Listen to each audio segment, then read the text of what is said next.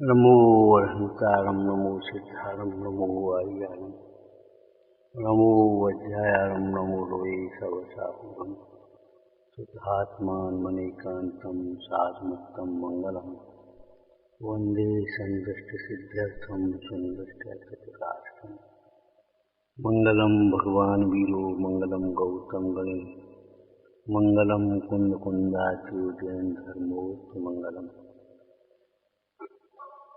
सर्वमंगलमांगल्यं सर्वकल्याणकारकं प्रधानं सर्वधर्माणां जैनमुद्रेकशासनं जीवमजीवं तद्भं जिनवर्वशेण जैनतिष्ठन् देवेन्द्रवृन्दवन्दं वन्दे तं सर्वदा शिरसा वन्दित सर्वसिद्धे धूमचलमनोहं गतिं पत्ते भुक्षां समेपाहुर्मूर्ति ओम नमः।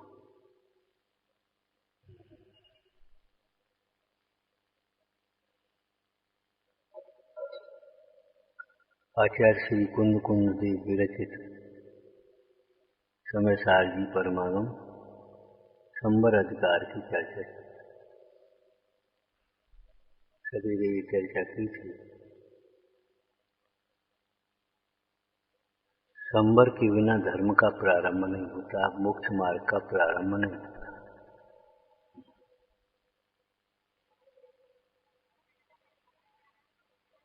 संबर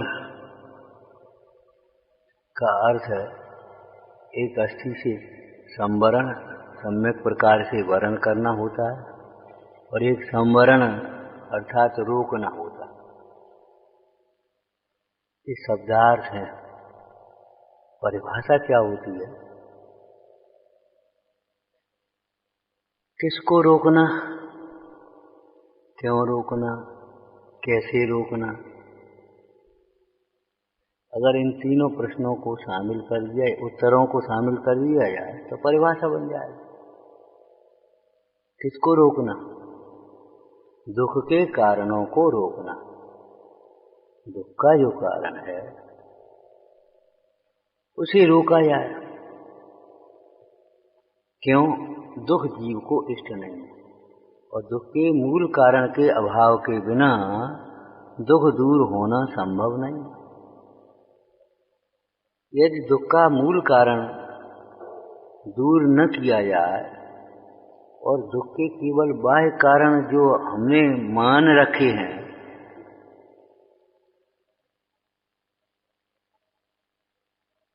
उन बाह्य कारणों को दूर भी कर दिया जाए, चाहे उन्हें हटाओ चाहे स्वयं हटो, तो भी यह जीव के दुख का अभाव नहीं होता।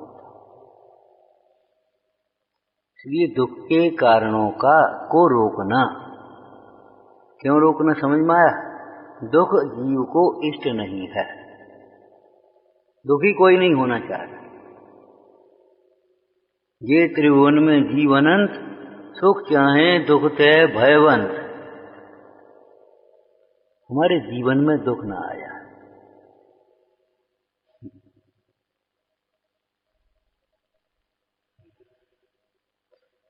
तो दुख के कारण का विचार करो। पिछले तात्विक चर्चा में विचार करें तो दुख का कारण आश्रव बन। दुख का कारण आश्रव बन। तो आश्रव को रोकना।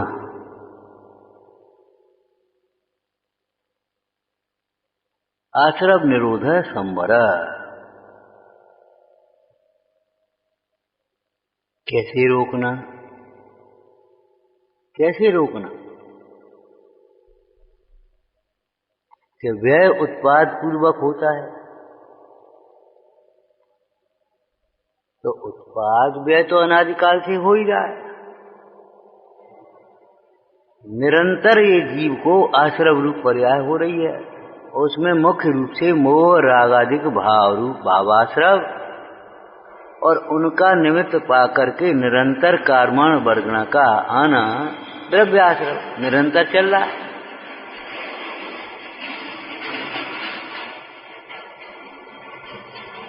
तो कैसे रोका जाए? किसके द्वारा रोका जाए?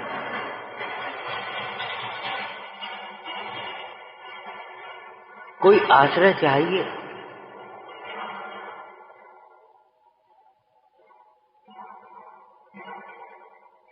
एक दृष्टांत आपने पढ़ा होगा, बड़ी लकीर को छोटी करने की विधि। एक बड़ी लकीर वो इसको छोटा करो तो कैसे करें? न मिटाओ कुछ, उसको कुछ छुओ मत, कैसे करोगे? उसके सामने एक बड़ी लकीर कर दी, ये कैसी है बताओ? छोटी हो। तो आश्रव भाव को रोका जाए, अशुद्ध भाव को रोका जाए तो कार्य के द्वारा रोका जाए।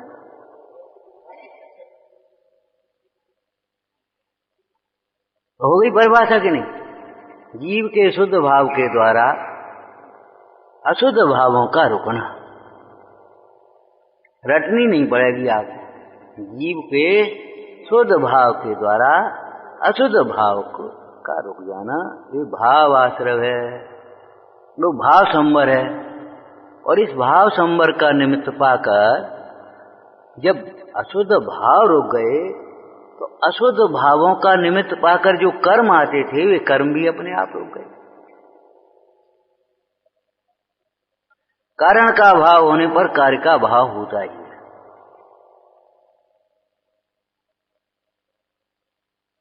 तो शुद्ध भाव पहले आएगा कि अशुद्ध भाव पहले रुकेगा? कहां से शुद्ध भाव है, कहां, कैसे है, कैसे रोके हम अशुद्ध भाव? शुद्ध भाव के द्वारा उसको बुलाओ भाई। हाँ ठीक है, घबराओ नहीं। पर्याय की ओर से देखा जाए तो भले पर्याय में शुद्ध भाव नहीं है। अभी जिस शुद्ध संवर की चर्चा है वो, यहाँ शुद्ध भाव का मतलब सम्यक दर्शन ज्ञान चारित्र रूप भाव है। तो पर्याय की दृष्टि से देखा जाए तो सम्यक दर्शन आदि नहीं, परंतु फिर भी त्रैकालिक शुद्ध भाव अपने समीप है। त्रैकालिक शुद्ध भाव अपने पास है। उस शुद्ध भाव का लक्ष्य करने पर शुद्ध भाव उत्पन्न होता है और अशुद्ध भाव रुक जाता है।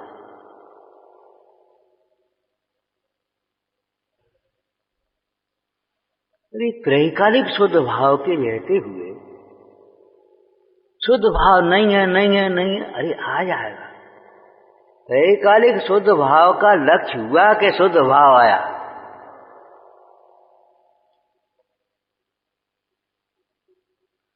लोक व्यवहार में भी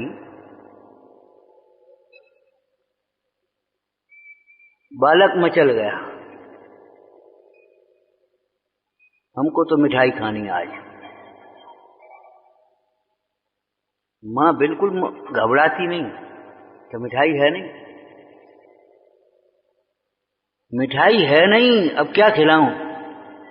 माँ बिल्कुल घबराती नहीं है, भले पढ़ी लिखी नहीं, ये उत्पाद व्यय और ये कुछ भी नहीं पढ़ाई उसकी, द्रव्य गुण पर्याय एक पढ़ाई नहीं है, लेकिन वो लौकिक माँ भी बिल्कुल घबराती नहीं। बोले क्या खाएगा? बोले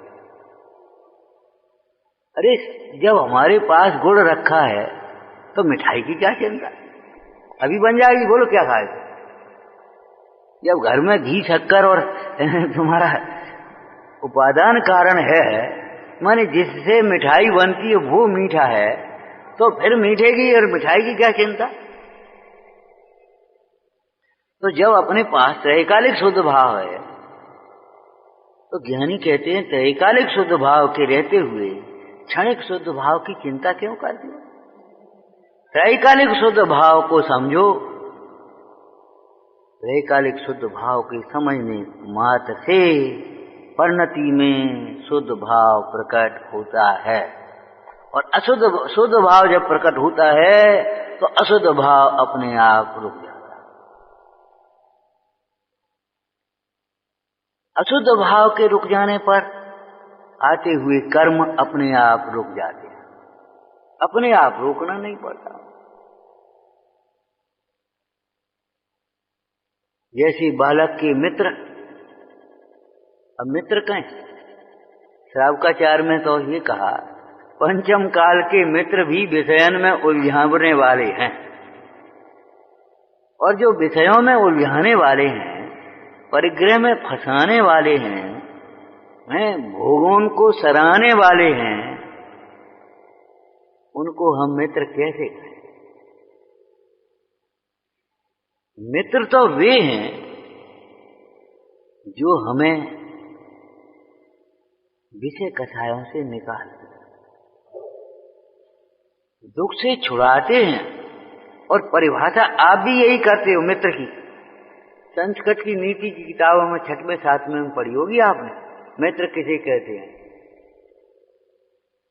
मित्र, सन्मित्र के, अच्छे मित्र के क्या लक्षण होते हैं, पढ़ा होगा हिंदी में, संस्कृत में। क्यों भैया? जो विपत्ति से बचावे, और विपत्ति से तब बचाया जा सकता है जब विपत्ति के कारणों से बचावे, व्यसनों से बचावे, पापों से बचावे, कषायों से बचावे। और अध्यात्म के क्षेत्र में अगर अपन बैठे बात करें तो इन सब के मूल कारण मिथ्यात्व से बचावे।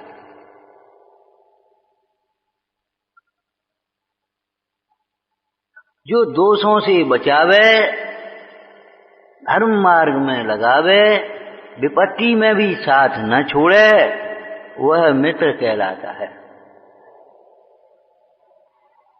तो बच्चे की कुसंग में पड़ने के कारण वैसे ही 4-6 मित्र बन गए, कुमित्र कहें। बच्चे की परीक्षा का समय और खेलने के लिए बुलाने के लिए आए, और बैठे थे वहां, दादाजी मिल गए, सीधे चले चले आ रहे थे। उन्होंने जैसे ही दादाजी को देखा सहम गए। दादाजी जय जिनन, कहो बेटा कैसे आए? तो झट से कहने, कुछ नहीं कुछ नहीं। क्यों भैया कहाँ है? भैया तो अभी कोचिंग गया फलाना। ठीक, अपने आप लो। अब उस टाइम पर दादाजी रोज बैठे मिल जाएं तो बताओ उनका आना अपने आप रुक जाएगा कि नहीं? दादाजी होंगे, रहने अभी मत चल।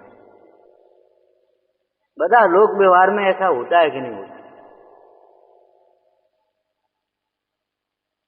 जहां आत्मा मिलेगा अशुद्ध भाव नहीं आए। अब हम बिल्कुल व्यवहारिक शब्द बोल रहे हैं। जो जीव अपने को आत्मा अनुभवेगा, आत्मा देखेगा, उसको अशुद्ध भाव आ ही नहीं सकते। अपने को आत्मा न देखने पर ही अशुद्ध भाव आते हैं।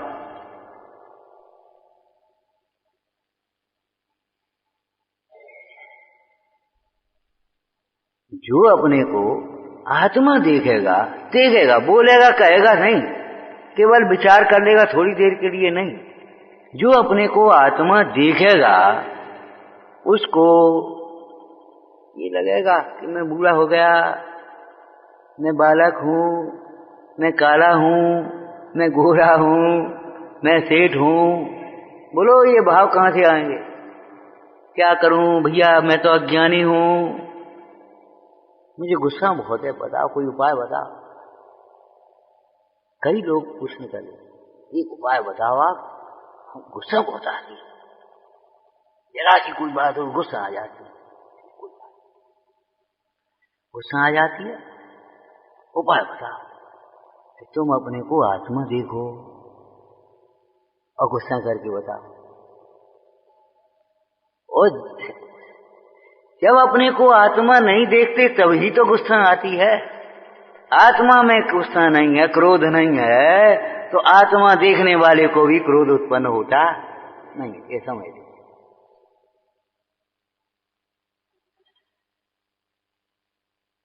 आप चाहे आत्मनिरीक्षण करें चाहे सर्वेक्षण करें, जो जीव अपने को आत्मा देखता होगा उसको मोह उत्पन्न नहीं हुआ, क्रोध उत्पन्न नहीं होगा। पंडित बनारसी दास जी ने एक छंद लिखा है, जैसे रवि मंडल के उदय मही मंडल में आतप अटल तम पटल विलास है, जैसे परमात्मा तैसे परमात्मा को अनुभव रहत जोलो, सोलो कहूं दुविधा न कहूं पक्षपात है, नय को न लेस परमाण को न परवेश, निक्षेप के वंश को विध्वंस होत जात है। गेऊ जहाँ साधक है, हेऊ तहाँ बाधक है, बाकी राग द्वेष की कथा की कौन बात। भाई विचार करो, जहाँ प्रकाश होता है वहां अंधकार होता है।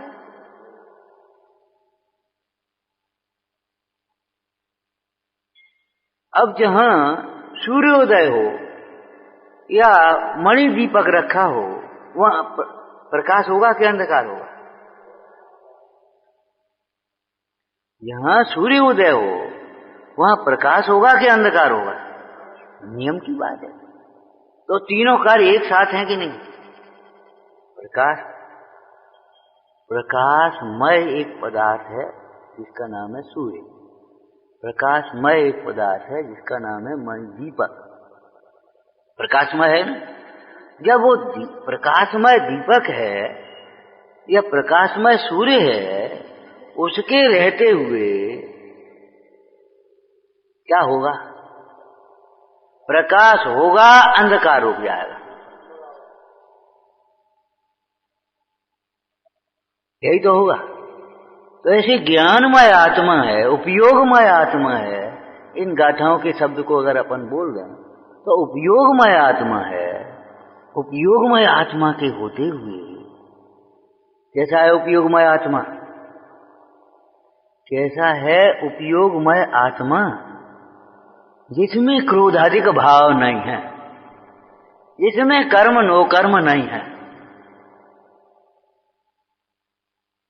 समझ में आया? कैसा है उपयोगमय आत्मा? कि जिसमें क्रोधादिक भाव कर्म, ज्ञानावर्णादिक द्रव्य कर्म और शरीरादिक नो कर्म हैं ही नहीं।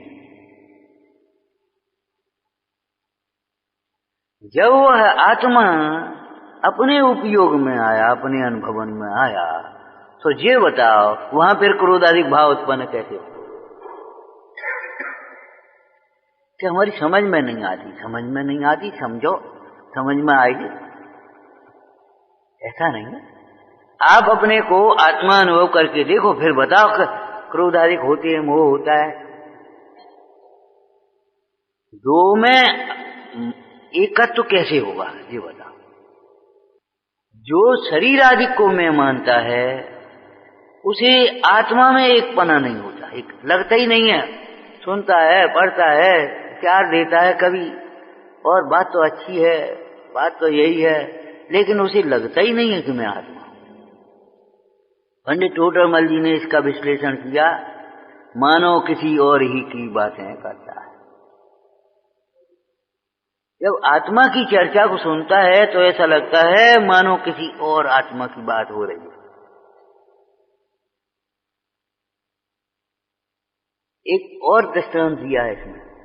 जैसे कोई मिट्टी का घड़ा कहे तो वह बालक इतना परिचित हो गया, घी का घड़ा, शक्कर का घड़ा, पहले घड़े चलते थे, अब डिब्बे चलते हैं, तो वो घी का घड़ा, शक्कर का घड़ा, पानी का घड़ा, अचार के घड़े की बात तो है ही नहीं अपने यहाँ घर में। दृष्टांत भी नहीं दिया उसका। तो उसको इतना परिचय हो गया है, मिट्टी का घड़ा कहें तो वो कोई और घड़े को समझता है किसी। तब उसे समझाने के लिए अमृतचंद स्वामी ने टीका में क्या लिखा, जो तू घी का घड़ा कहता है वही घड़ा, वही, ऐसा नहीं कि कोई दूसरा घड़ा मिट्टी का है और ये घी का है। जिसको तुम मिट्टी का मानते हो वही घड़ा यदि दृष्टि बदल करके देखो, क्या मतलब, संयोग से ओर से मत देखो उसे, अगर बादान की ओर से देखो, स्वभाव की ओर से देखो, तो वह घड़ा मिट्टी का ही है।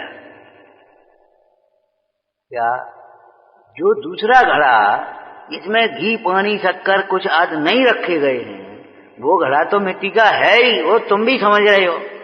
लेकिन इस घड़े को, जिस घड़े को तुम घी का घड़ा मान रहे हो, उस घड़े को भी ये स्वभाव की ओर से देखें तो वह घड़ा भी मिट्टी का है, घी का नहीं, घी से निर्मित नहीं, घी उसमें व्याप्त नहीं है, मिट्टी व्याप्त है। वो कर्ता कर्माधिकार की भाषा हो जाएगी। ऐसे ही जब शुद्धात्मा कहते हैं तो ये जीव सिद्ध भगवान को समझता है, तो सही है।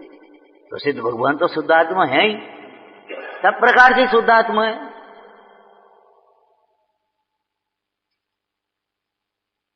द्रव्य की ओर से भी देखा जाए तो शुद्धात्मा है, और पर्याय में भी देखा जाए तो शुद्धात्मा है। उनके कोई शरीर नहीं है। ये बात छोटे से बच्चे से भी पूछें तो वो स्वीकार कर देता, हाँ बात तो सही। बच्चे को अगर पूछा जाए, बेटे सिद्ध भगवान के कौन कौन से शरीर होते हैं, तो थोड़ा सा होशियार बच्चा होता, बोले सिद्ध भगवान के तो शरीर ही नहीं होता। शरीर कितने होते हैं? क्या 5? औदारिक आहारक व्यक्ति थे ना, तो सिद्ध भगवान के कौन से शरीर होते हैं? कैसे सिद्ध भगवान के कोई शरीर नहीं होता, ठीक है ना। लेकिन जब ये बात पूछी जाए, बेटा तुम्हारे कौन कौन से शरीर हैं, तो झट से कहेगा कार्बन शरीर, तेजस शरीर और औदारिक शरीर। और इस भैंस के कितने शरीर हैं? कार्बन शरीर, तेजस शरीर, औदारिक शरीर। और देवों के कौन से शरीर हैं?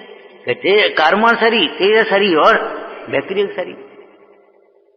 और भी किसी के होते हैं, कुछ 4 भी होते हैं। हाँ 4 शरीर होते हैं। वो कौन से? आरग रित धारक मुंडाज के, उनके 4 शरीर होते हैं। मतलब सिद्ध भगवान के कोई शरीर नहीं होता, हुआ एकदम समझ लेता है। शरीर से रहित आत्मा कहने पर सामान्य जी सिद्ध आत्मा को साथ समझते हैं। लेकिन हम ये कह रहे हैं भैया सिद्ध आत्मा तो शरीर रहित आत्मा है ही, लेकिन जिसे तुम शरीर रूप मान बैठे हो, ऐसे भवलीन संसारी भी, ऐसे भवलीन संसारी का मतलब क्या है? भवलीन संसारी, ये भवलीन शब्द का अर्थ क्या हुआ? अपने को भवरूप समझने वाले, अपने को भवरूप, भव माने ये मनुष्य आदिक भव, ये अपने को भवरूप समझने वाले, उन्हीं में मगन रहने वाले, आत्मा को कोई और समझने वाले।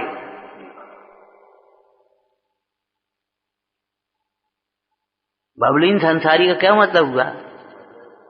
अपने को भवरूप समझने वाले।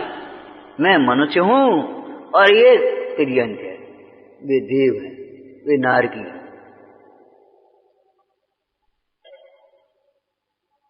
और समझने वाले, और समझ करके उसी में मगन रहने वाले,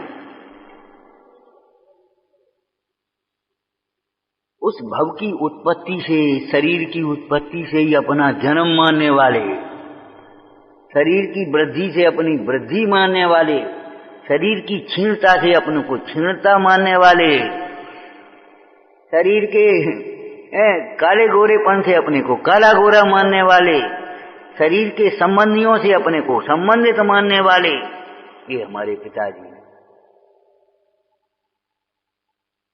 ये हमारे पिताजी, ये हमारा बेटा। ठीक है, सुनने वाला भी सही मान लेता, कहने वाला भी सही मान रहा। अरे ये कौन है? ये हमारे पिताजी हैं, ये हमारे भैया हैं। अच्छी सही कह रहे हो, सही तो कह रहे हो, हम क्या मजाक कर रहे हैं आपसे? हम क्या गलत बताएंगे? आप ऐसी बातें करते हो, हम आपसे गलत क्यों कहेंगे? हमें क्या, हमारे भाई हैं। माने ऐसा लगता निशंक, ऐसा नहीं लगता है इसमें कुछ भी कोई पेश है, कोई रहस्य है, कोई भेद है।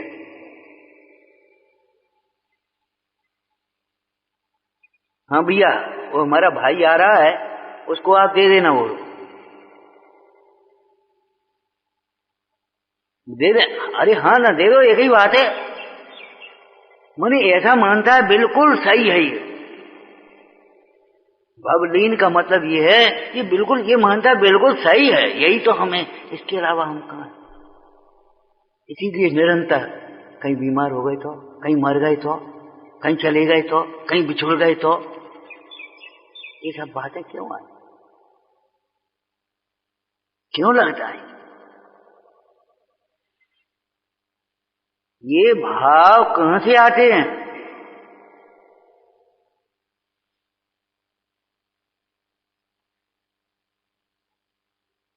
प्रसंगानुसार या पद्धति बुद्धि से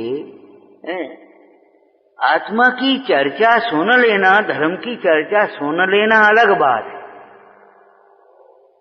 मोह की मंदता में थोड़ा सा विचार कर लेना अलग बात है। उस देह को ही अपना मानते हुए दान पुण्य शील संयम तीर्थ यात्रा आदि कर लेना अलग बात है, और देह से भिन्न अपने को आत्मा अनुभव करना बिल्कुल अलग बात है, एकदम अलग है।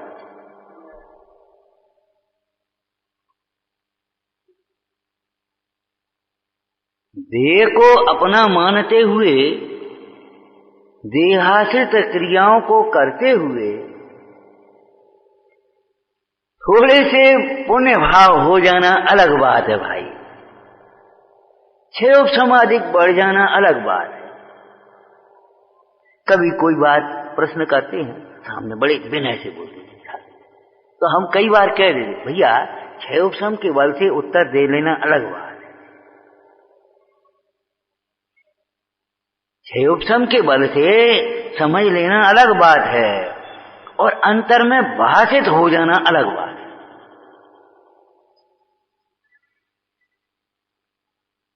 क्षय उपशम के बल से उत्तर देने वाले को ये भ्रम हो जाता है, मुझे ये विषय आता है, ये तो मैं जानता हूं।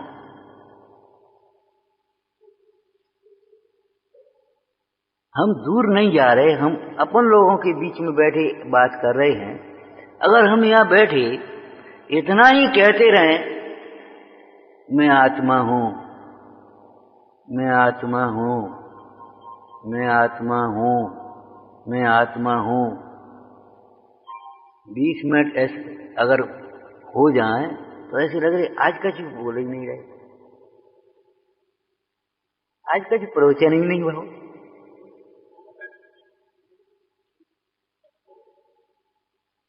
ये तो हम जानते ही हैं।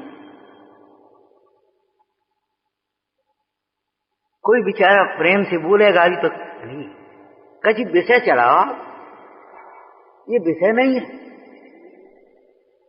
मूल विषय है। ये श्रद्धा का श्रद्धेय है, ज्ञान का ज्ञेय है, ध्यान का ध्येय है, यही तो वह विषय है। जैसे योगी जन कहते ये हमारा विषय है, यही तो अपना विषय है। इसको तुम कह रहे हो आज कुछ विषय ही नहीं कर रहे, और इतना शब्दों से कहें तो फिर बात थोड़ी देर बाद ऐसा लगने लगेगा, एक आध घंटा में तो उठ करके आधे लोग चले जाए, कुछ आधे ऊबने लगेंगे। क्यों भैया ऊबने क्यों लगे? इन विषय कषायों से पहनते ओढ़ते खाते पीते इतनी जिंदगी हो गई, नहीं ऊबे, और यहां 1 घंटे में ऊबने लगे, क्या मतलब? धर्म के समागम का स्थान हो, धर्म आराधना का स्थान हो धर्मायतन, तो 4 दिन में ये लगने लगता बहुत दिन हो गए, बहुत हो गए, और 1 आध महीने हो गए, अब बहुत दिन हो गए। और क्यों भैया, जिस घर में रहते रहते तुम्हें 70 वर्ष हो गए, 80 वर्ष हो गए, वहां नहीं लगता कभी बहुत दिन हो गए? अब तो ये नहीं लगता बहुत दिन हो गए। कब तक यहाँ यहीं रचे पचे रहेंगे? कब तक रहेंगे? ये धंधा कब तक करते रहेंगे? वहां ये सोच भी नहीं आता। क्यों? मूल कारण है अपने को लगता ही नहीं है मैं आत्मा।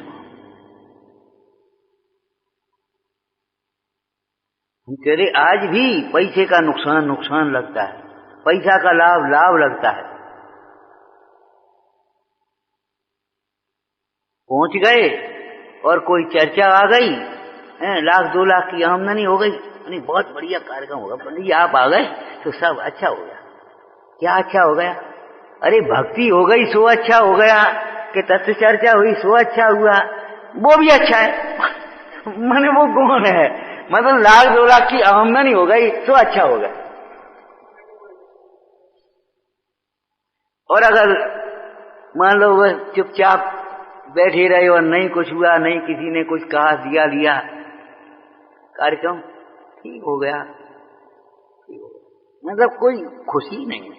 माने पैसे ही की खुशी लग रही है आज भी, पैसे ही का दुख लग रहा है। वो इतना चला गया, इतना आ गया। जी बताओ तुम्हारे में से क्या चला गया, तुम्हारे में क्या आ गया?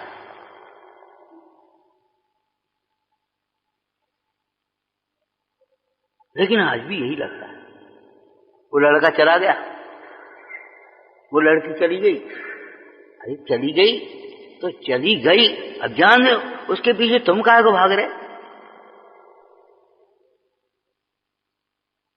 उस दिन वो कौन कह रहा था, क्या करें वो हमारी लड़की थी छोटी, वो बीमार हो गई तो हमने फिर बुलाया, इलाज कराया, फिर वो उनके घर वालों ने, ससुराल वालों ने बुला लिया, फिर वो लड़की चली गई, बची नहीं।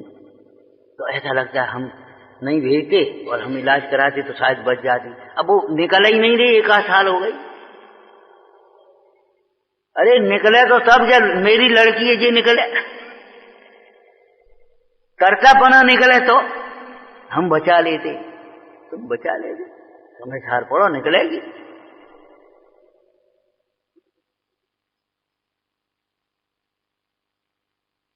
स्थूल रूप से भी कहें तो देखो भाई, कांटा कांटे से निकलता है।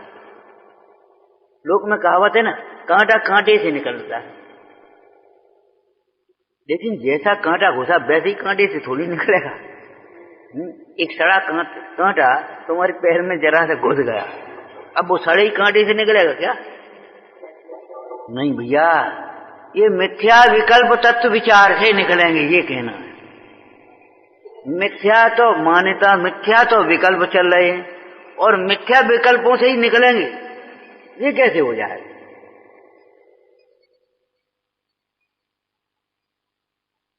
कांटा कांटे से निकले ये तो ठीक है, लेकिन जो निकालने वाला कांटा है वो इतना अच्छा होना चाहिए, नहीं तो उसका भी।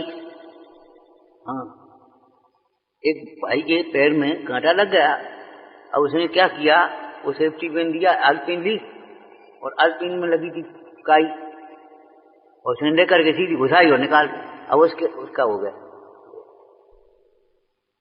अरे वो निकालने वाला इतना साफ शुद्ध होना चाहिए कि उसका कोई,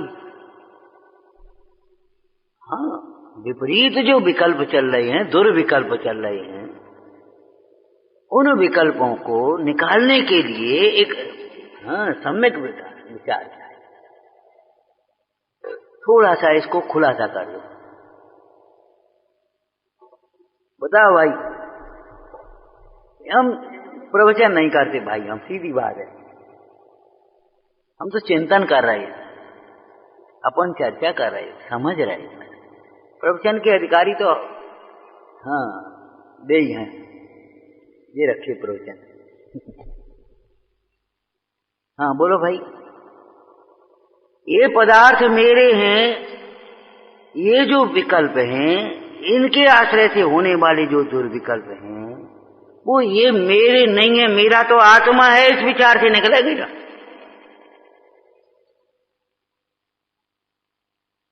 मेरा तो एक आत्मा है, इस विचार से ये सब मेरे मेरे मेरे मेरे मेरे मेरे छूट निकलेंगे, उसके बिना कैसे निकलेंगे? अब शास्त्री शब्द विचार कर लो अपना, माने आत्मा के आश्रय से इस मोहादिक भाव का स्वयं ही अभाव होगा।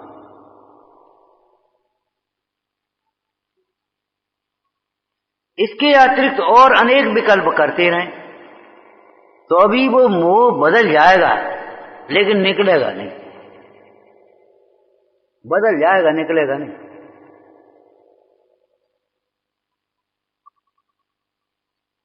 आज सारी पापों के, व्यसनों के, बुराइयों के एक रूप बदल गए, ये समझ लो।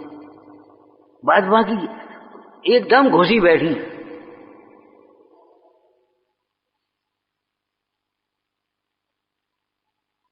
एक लाइन हमने पहले कह दी थी, देखो पहले सिनेमा घर अलग होते थे, अब घर घर सिनेमा हो गए, घर घरों में आ गई वो तुम्हारे, अब हाथ हाथ में आ गए,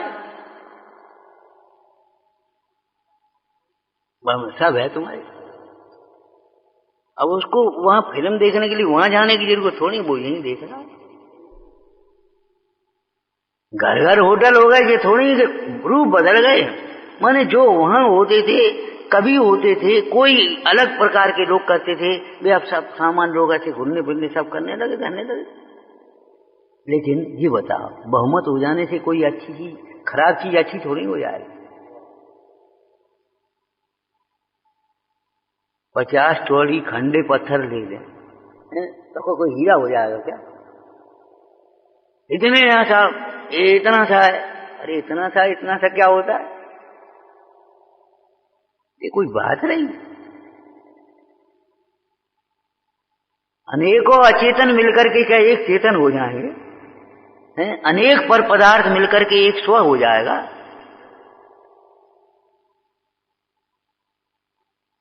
अनेकों पुण्य भाव मिलकर के क्या धर्म हो जाएगा?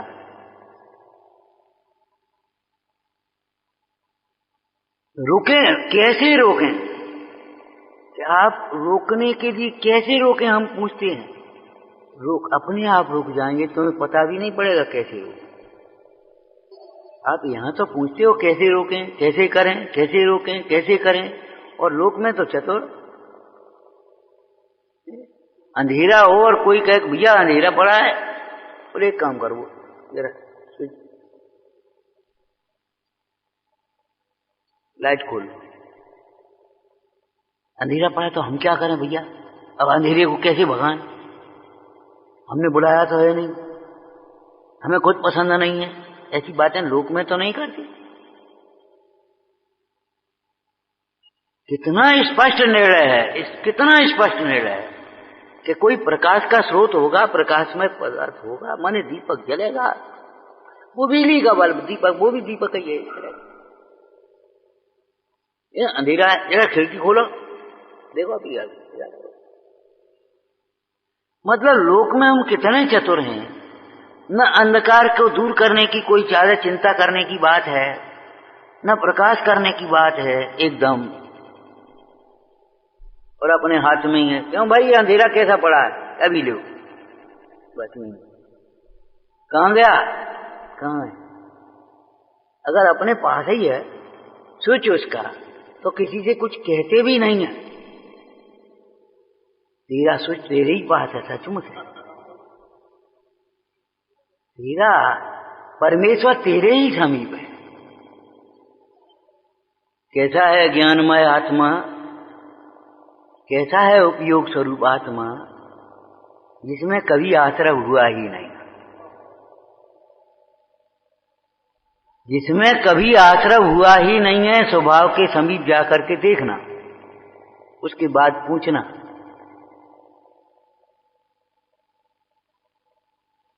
कैसा है सूर्य, जिसमें कभी अंधेरा हुआ ही नहीं है। ये अंधेरा तब तक ही है जब तक सूर्य का उदय नहीं। देखो, सूर्य होना अलग बात है, सूर्य का उदय होना अलग बात है, आत्मा होना अलग बात है। आत्मा और आश्रय एक साथ रह सकते। क्या कहा? आत्मा और आश्रय एक साथ हैं अनादिकाल से, लेकिन आत्मा आश्रय रूप नहीं हुआ है और आश्रय आत्मा रूप नहीं हुए हैं। आत्मा में आश्रय का प्रवेश नहीं हुआ है और आत्मा अपने आत्मत्व को छोड़कर आश्रयों में नहीं आता, और नहीं तो आश्रयों के नाश के साथ उसका नाश हो जाए।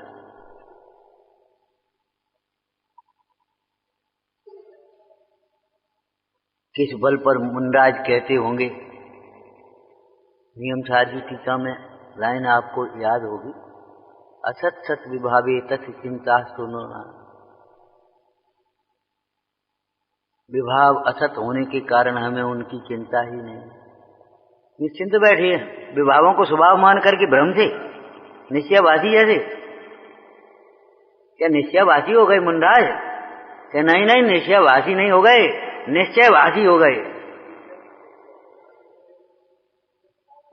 निश्चयवासी नहीं, आभास नहीं है, भाव वासन है उन्हें। चिंता नहीं है, उपाय है उसका। क्या? सतत मन भवामो अनंत चैतन्य चिन्हम। विभाव के नाश की हमको चिंता नहीं है। क्यों? हम अपने आत्म स्वरूप को अनुभवते हैं, अपने स्वरूप में अनुभवते हुए ये विभाव उत्पन्न ही स्वयं न क्या है। अरे उधर मत देखो, बज गया होगा, इससे बढ़िया बात उसमें नहीं आवाज आ रही। सुनने लायक वो नहीं है, सुनने लायक ये है। हंसो नहीं, हंसो नहीं, शांत से।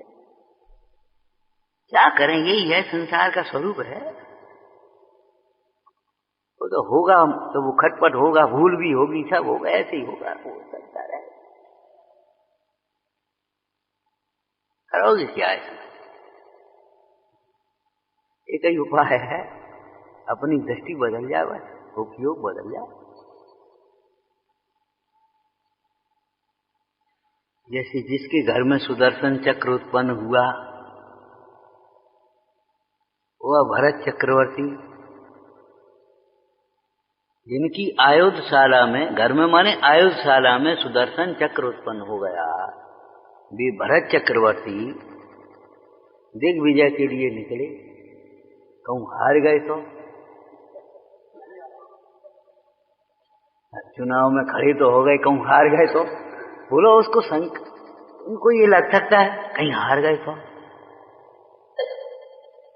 और हम आज्ञा दे रहे हैं और आज्ञा किसी ने नहीं मानी तो?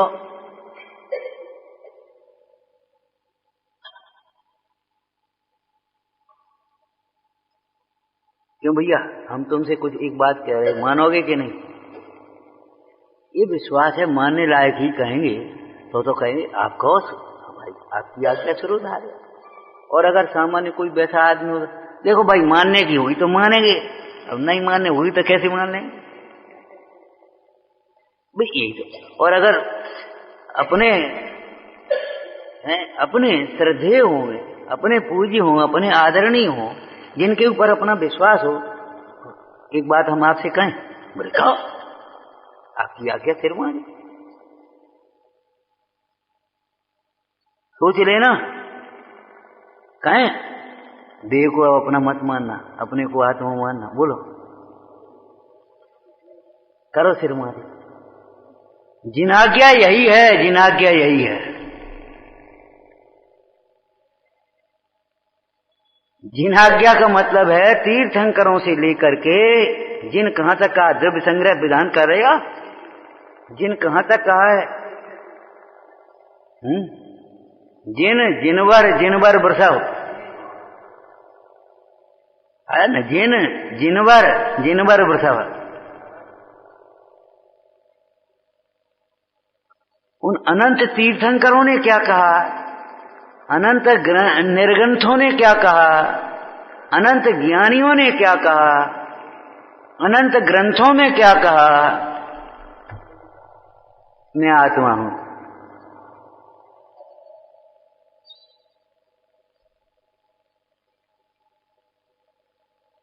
कोई छोटा सा ज्ञानी भी हो, छोटा सा माने कोई अविरत सम्यक दृष्टि भी हो, तो भी क्या कहेगा?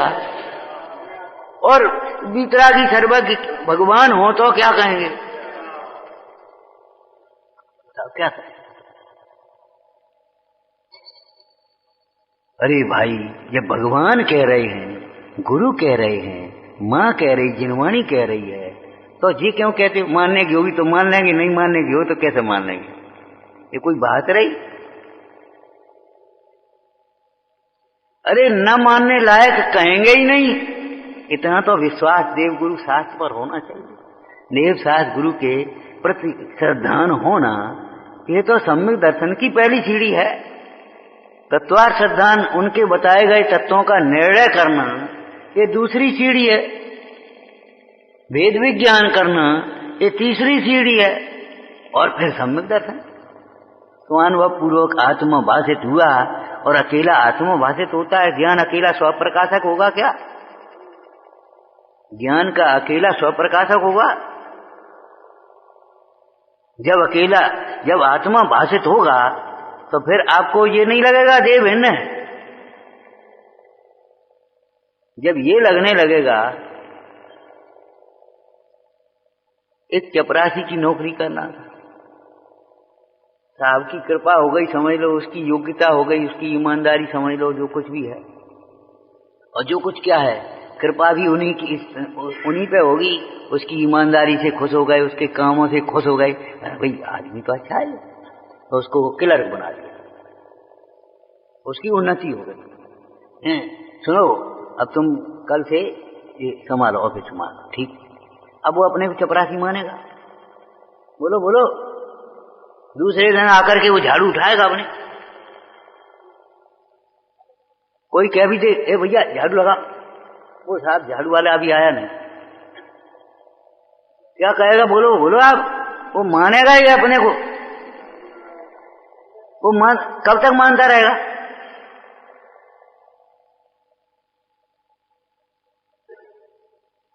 अब उसको छोटा सा अधिकारी बना दिया, अब वो कब तक मानता रहेगा मैं कर्मचारी हूं?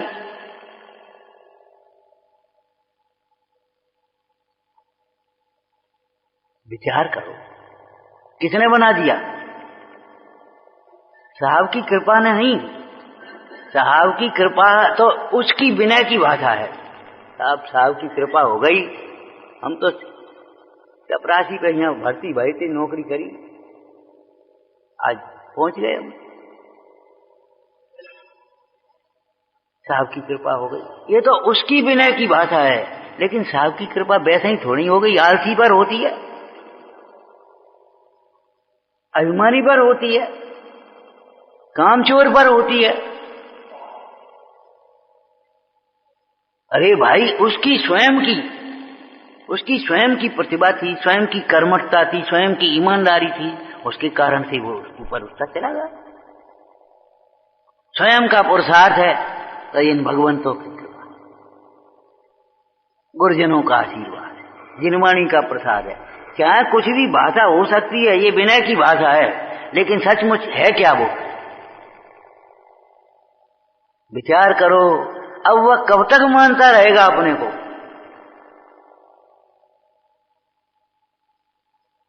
लोक व्यवहार में ऐसा ही होते हैं, ऐसा ही होता रहता है कि नहीं? बोलो, जब पर्याय बदल जाती है तो उस रूप अपने को कब तक मानता रहेगा?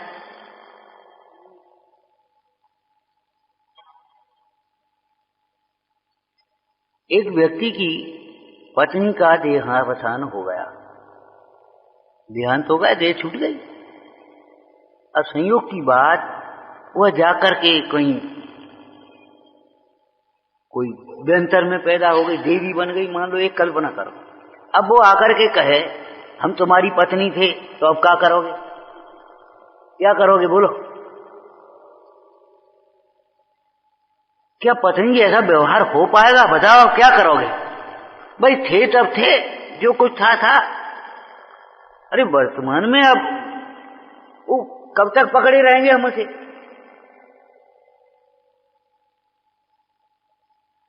कब तक आश्रम होते रहेंगे जब अपने को आत्मा देगा? जो अपने को आत्मा देखेगा तो कब तक उसे लगता रहेगा अब हम बूढ़े हो गए, अब हम ये हो गए, अब हम वैसे हो गए, अब हम कमजोर हो गए। नहीं, क्या करें, अब हमारी ऐसी याददाश्त हो गई, हाल की हाल भूल जाते। बताओ, जो व्यक्ति अपने को सहज ज्ञान स्वरूप अनुभवेगा, उसको ये सूक्ष्म ज्ञान की घटा बड़ी से क्या लगेगा बोलो? अब हम गरीब हो गए, अब हम गरीब हो गए, ये किसको लगेगा? जिसको ये लगता था पहले मैं सेठ हूं, भाई उसी को तो लगेगा।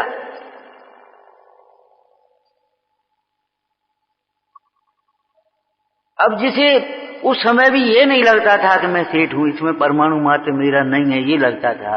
अब उसको क्या लगेगा जी बता, उसको क्या फर्क पड़ेगा?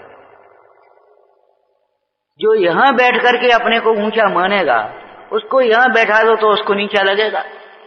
अब यहां बैठ करके भी जो अपने को आत्मा देखेगा, उसको छान कहीं बैठा दो, उसको क्या फर्क पड़ेगा बता?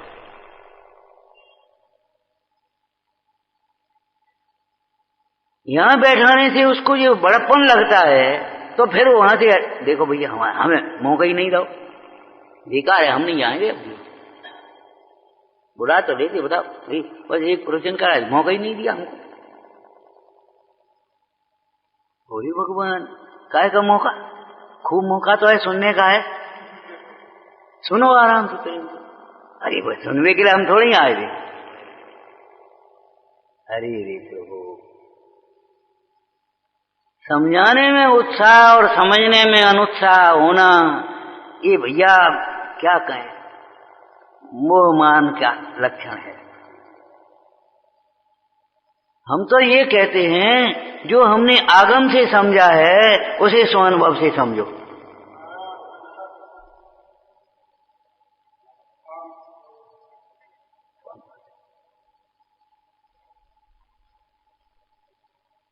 आगम से समझा है उसे गुरुजनों से प्रमाणित करो पहले नंबर पर।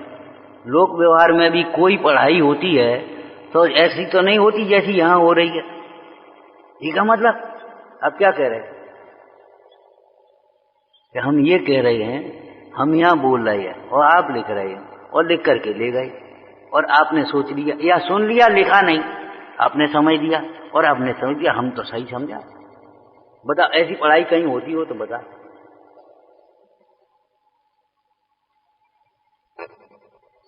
स्कूल में पढ़ाई होती है तो जो कुछ भी लिखते, भाई कॉपी कहाँ है, सर के साइन तो हो। अरे ट्रू कॉपी भी बिना गेटेड ऑफिसर के साइन के प्रमाणित नहीं मानी जाती। ट्रू कॉपी भी वो सही है, हम ये नहीं कह रहे सही नहीं है, लेकिन हमारे पास क्या बना? अच्छा ठीक, सही, इस पर प्रिंसिपल भी साइन सही, एक व्यवस्थित है। तो जो हमने सीखा समझा है उसे प्रमाणित करना चाहिए। भगवती आराधना में उस दिन चर्चा की थी, एक बड़ी सुंदर लाइन लिखी, समस्त धर्माराधन का मुख्य आधार 5 प्रकार का स्वाध्याय है। ये चर्चा है क्या? समस्त धर्म ध्यान का मुख्य आधार 5 प्रकार का स्वाध्याय है। स्वाध्याय के बिना क्या धर्म करोगे? धर्म समझोगे ही नहीं, धर्म करोगे क्या? तो उसमें वाचना, अब वाचना नाम का स्वाध्याय आएगा तो पढ़ लेना प्रूफ रीडर की तरह, या कहीं बोलना है तो तैयार करके पढ़ करके जाना।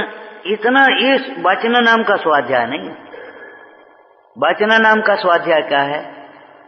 आत्महित की दृष्टि से अनादिकाल के अपरिचित तत्वों को समझने के लिए, परिचय करने के लिए है।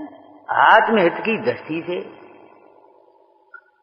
अनादिकाल के भूले हुए अपने आत्म स्वरूप को पहचानने के लिए, अपने मोह के अभाव के लिए, कोई उद्देश्य तो हो। हमने कहा परिभाषा कैसे बनती है? शब्द का अर्थ किया था संवर माने रोकना। अब परिभाषा कैसे बनेगी? किसको रोकें, कैसे, क्यों रोकें और कैसे रोकें? परिभाषा की है ना, इसी में किया परिभाषण। समन्ता सांगोपांग उसको कहना, उस विषय को, उस वस्तु को सांगोपांग कहना, तब वो परिभाषा बनेगी। तो विचारना, बांच लेना भैया, देख लेना जरा, तो देख लिया। हम कह रहे प्रूफ रीडर कितनी सूक्ष्मता से देखता है, कोई गलती ना हो जाए, नहीं तो अभियाल डांट पड़ेगी। क्या वाचना नाम का स्वाध्याय है कि नहीं?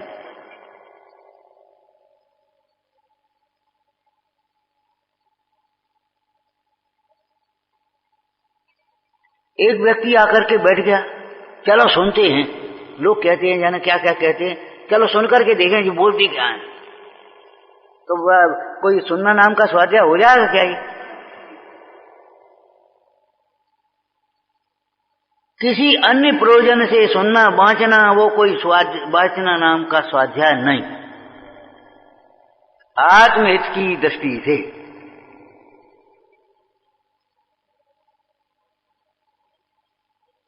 टोटरमल जी ने किन शब्दों में लिखा, मुझे इतनी बातों का निर्णय करके कुछ मेरा हित हो सो करना है। हमें अपना हित करना, दुनिया की पंचायत से हमें कोई लेना देना नहीं।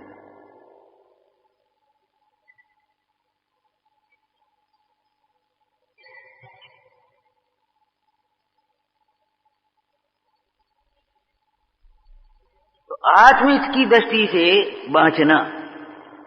अब जब बांचने की चर्चा आई तो हम उसको और विचार करते हैं कि सम्यक ज्ञान के 8 अंग उसमें अंतर्गर्भित हो जाना चाहिए।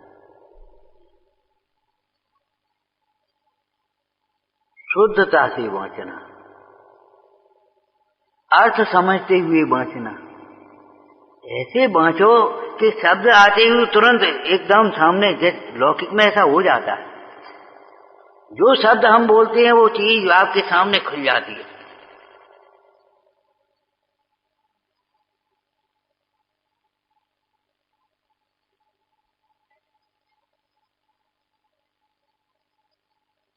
एप्पल, सेब, आपको क्या दिखा? लौकी तो नहीं दिखी, अंगूर तो नहीं दिखे,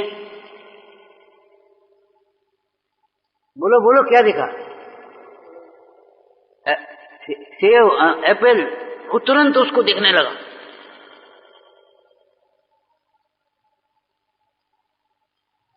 स्वाध्याय करते हुए वाचक से वाच्य को ग्रहण करने की पद्धति क्यों नहीं आ पा रही?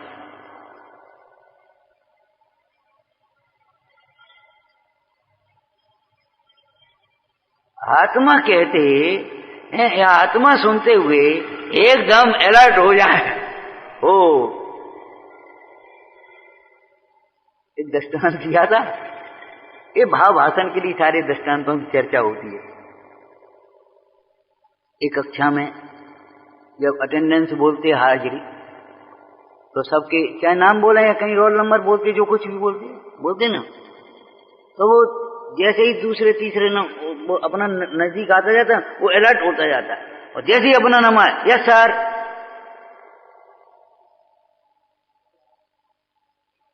बोलो। और अगर यस सर नहीं निकली तो क्या होगा? क्या हो गया? एब्सेंट हो गया कि नहीं हो गया? तो आत्मा कहती है अगर यस सर नहीं आया क्या होगा? बताओ क्या हुआ आपका, बताओ।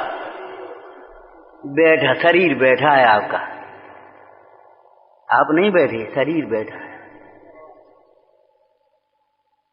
आपका उपयोग कहीं आई दूसरी है, बोलो। अब वो अपने चुपचाप बैठा रहा। वैसे ही दूसरे दिन अध्यापक ने कहा, क्यों कल तुम नहीं आए थे भैया, कल एब्सेंट क्यों? नहीं साहब मैं तो था तो ये एब्सेंट लगी है ना, वो हम बोल नहीं पाए थे। ये कोई बात रही, बोलो, ये कोई बात रही, बोलो अब क्या करो? तो बोल नहीं पाए थे, इसी की तो एब्सेंट है, और क्या है?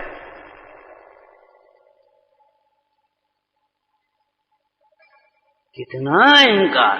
हम समझते तो सब मैं बोल नहीं पाती, बारे वाह बारे वाह धिक्कार।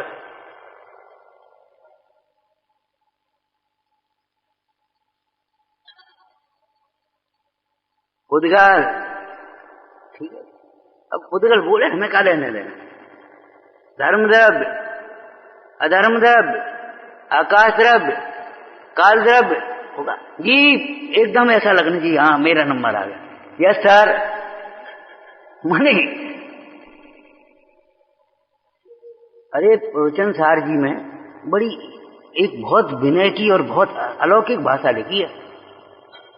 जब शिष्य बंधु वर्ग से विदा लेकर आत्मार्थ के लिए, आत्म कल्याण के लिए बंधु वर्ग से तो विदा ली और गुरु के समीप पहुंचा, फिर गुरु के विशेषण की वो उस गाथा का विषय है। गुणादि कुल विशिष्ट, रूप विशिष्ट, वय विशिष्ट आए ना, आचार्य भगवान के समीप पहुंच उपस्थित होता है, तब वह क्या करता है? हे गुरु, हमें शुद्धात्म तत्व की उपलब्धि से अनुग्रहित करो। कहो भाई कैसे आए? कुछ नहीं, जरा प्यास लगी, पानी पिलाओ। कुछ नहीं, जरा थक गए, हम निकल गए, थोड़ी सी आराम कर। अच्छा कोई प्रयोजन सहित तो होता है कि बिना प्रयोजन के? कुछ नहीं, वैसे ही चले आए। ये तो कोई शिष्टाचार नहीं है ना। बिना उद्देश्य का जीवन व्यर्थ होता है। बिना उद्देश्य का स्वाध्याय, कुछ उद्देश्य ही नहीं है, कुछ लक्ष्य ही नहीं है आत्मार्थ के लिए। तो विचारना, हे प्रभु, हे गुरु, हमें शुद्धात्म तत्व की उपलब्धि से अनुग्रहित करो, ऐसी प्रार्थना करता है। जैसे व्रतों की भाषा में हे स्वामिन हमको ऐसा व्रत प्रदान करो, दीक्षा प्रदान करो, प्रार्थना होती ना, ऐसे ये प्रार्थना लिखी है प्रवचन सार में। हे प्रभु, हे गुरु, हमको शुद्धात्म तत्व की उपलब्धि से अनुग्रहित करो। तब बीच में उन्होंने जो कुछ भी किया, जो कुछ भी, कुछ और थोड़ी करेंगे, शुद्धात्म स्वरूप को बताया, उसके साथ उसकी विधि बताई, और वो जाकर के हे प्रभु, आपकी कृपा से मैं शुद्धात्म तत्व की उपलब्धि से अनुग्रहित हुआ। समझ में आया? हाँ साहब, मतलब ये है शैली। ये कोई बौद्धिक व्यायाम नहीं है, ये कोई शुष्क आयोजन नहीं है, ये धर्मोपदेश है। आत्मार्थ की दृष्टि से माने शब्द की शुद्धि सहित अर्थ के समझते हुए, अर्थ एकदम उभय, उभय माने शब्द आए और अर्थ भाषित हो जाए, शब्द आए अर्थ भाषित हो जाए। उद्गल कहते ही ऐसा लगने लगे भिन्न।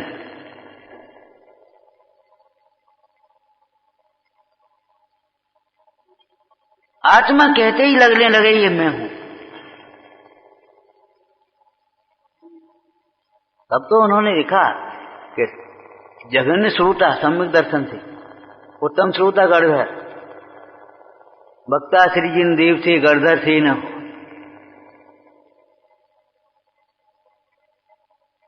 वक्ता श्री जिन देव से गणधर से नहीं, और जो वक्ता आत्म लखे सो वक्ता सिरमौर, ऐसा लिखा है। वक्ता श्री जिन देव से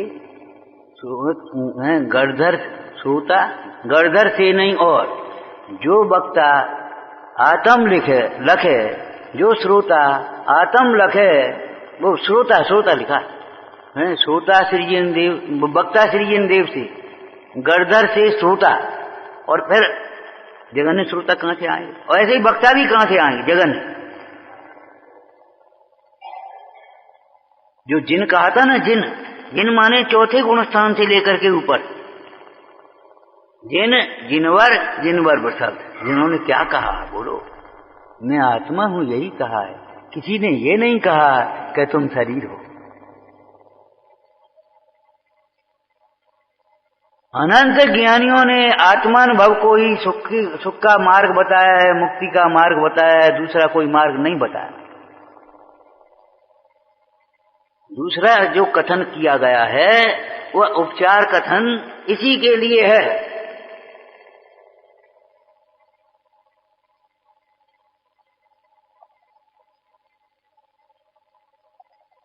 क्यों? कि है ही नहीं, बताएं क्या? भाई जिस रोग की जो औषधि है वही तो बताई जाएगी। दुख को दूर करने का एक ही उपाय है, अब दूसरा हम कैसे बताएं, क्या करें बताओ? अब वो दवा बहुत कड़वी है, मान लो, एक कल्पना करो, और बच्चा है वो नहीं खा, भाई इसको एक काम करो, थोड़ी चाशनी में दे दे, तो कथाओं के माध्यम से सुना दिया उसको, भेद प्रवेश करके समझा दिया, भेद ज्ञान करा तत्व होता है। मतलब एक बताया क्या है बताओ।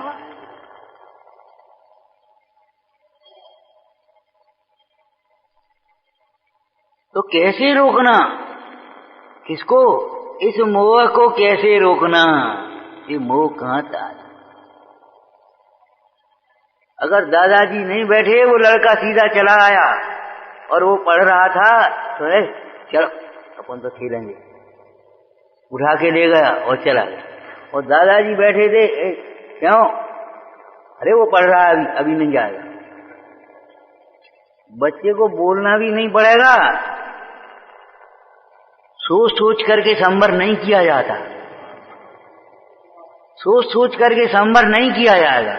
सोचने वाले मोह नहीं मिटा पाएंगे।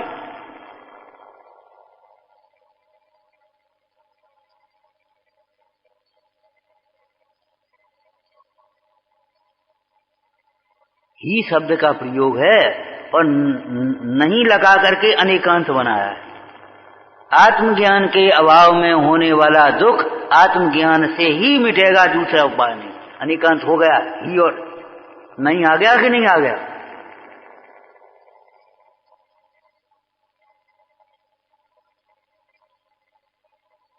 दूसरी प्रकार से रोकने की कोई विधि नहीं है।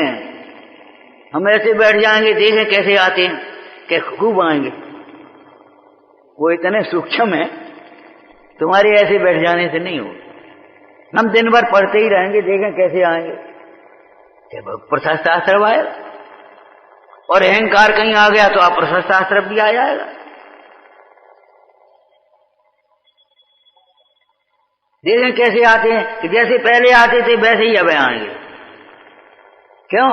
तुमने ये क्रिया बदली है, तुमने एक जिद करी है। भैया जिद से नहीं आश्रम मिटेंगे। शुद्धात्म तत्व की उपलब्धि ही उत्कृष्ट संवर है और भेद विज्ञान ही संवर का उत्कृष्ट उपाय है। बोलो, ये चर्चा आ गई लाइन विचारना।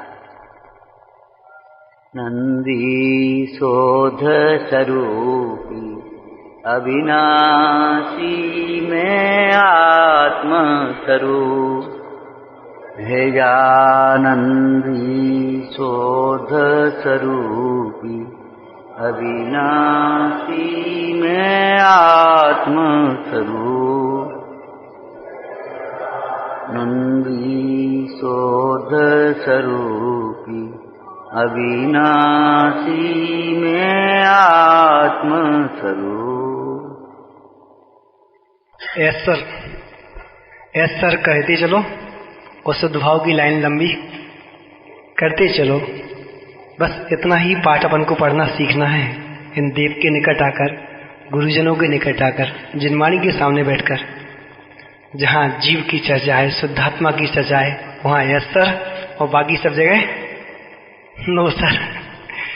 इतना ही सुंदर विषय अपने को मिला।